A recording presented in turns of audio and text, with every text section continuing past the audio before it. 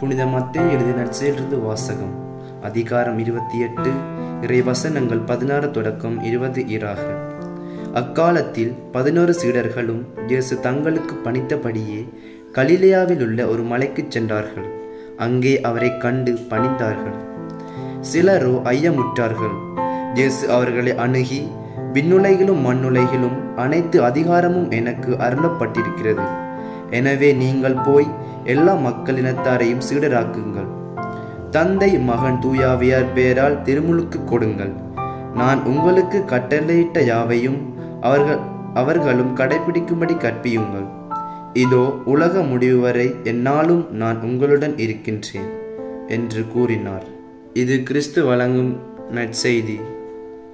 கிறிஸ்துவே உமக்கு புகழ்.